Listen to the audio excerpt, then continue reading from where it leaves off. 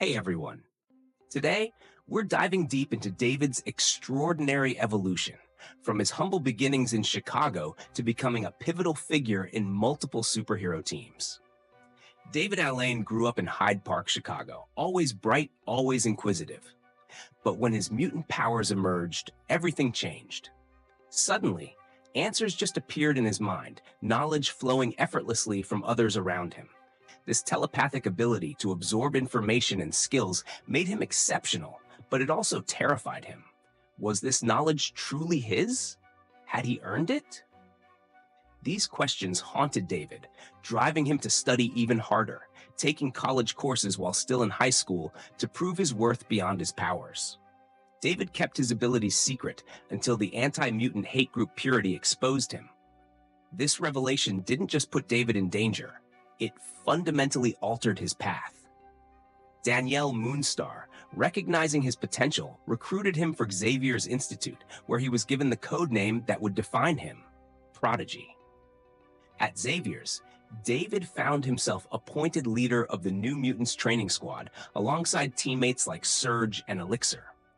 But leadership came with difficult choices. David, ever conscientious, initially declined the leadership role, not because he lacked ability, but because he questioned whether leadership should be earned rather than assigned. This hesitation led to a compromise: co-leadership with his teammate, Windancer.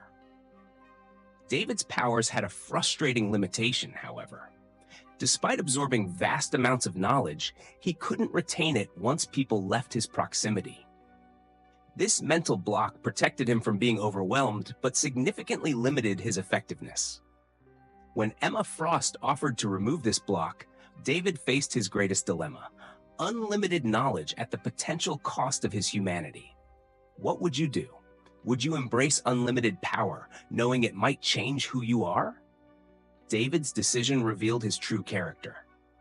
After experiencing a disturbing vision of a possible future where his enhanced powers corrupted him, he chose restraint over power, humanity over godlike knowledge. But then came M-Day, a cataclysmic event that stripped powers from countless mutants worldwide. David lost everything that made him special. Or did he?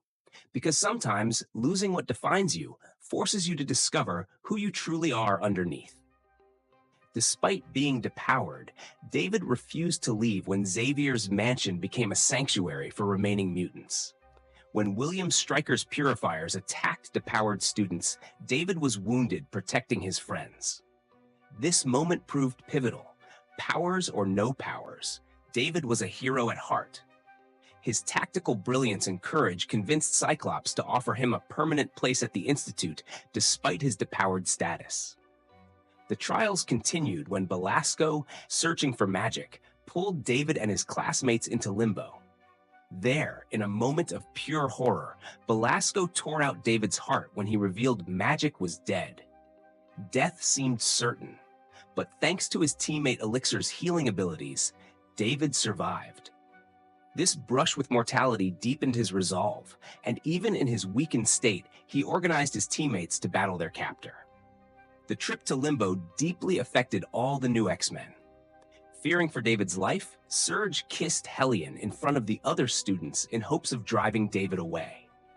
After these traumas, the Stepford Cuckoos approached David with an extraordinary offer. They would restore all the memories of knowledge he had previously gained. This gift transformed him from student to teacher, mentoring the next generation of X-Men when senior members were away. David's journey didn't end there. Years later, he joined the Young Avengers in a quest across the multiverse to rescue Speed. His personal growth paralleled his professional evolution, as he applied for the position of Chief of Security at Stark Industries, competing against established heroes like Ant-Man. Though he lost that position to Scott Lang, David continued his education at Sotomayor University alongside America Chavez, combining his accumulated knowledge with formal education while still answering the call when heroes were needed. In Marvel Snap, Prodigy's card reads, "On reveal, if this is in the back row, copy the text of the card in front of it." And honestly, this might be one of the most cleverly designed abilities in the game when it comes to capturing a character's essence. Think about it.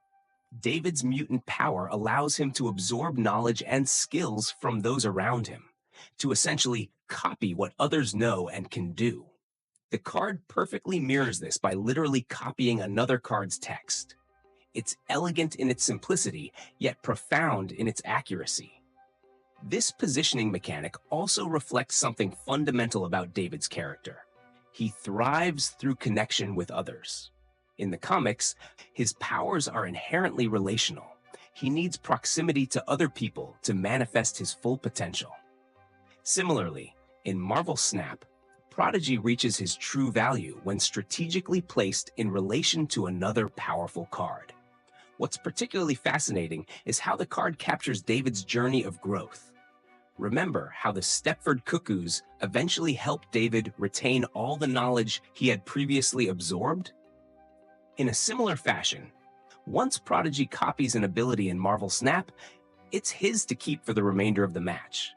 He doesn't just borrow power, he makes it his own. Thank you for taking this journey with me. Who do you want me to cover next? Let me know in the comments. Until next time, remember, the greatest superpower isn't what you can do, but who you choose to become.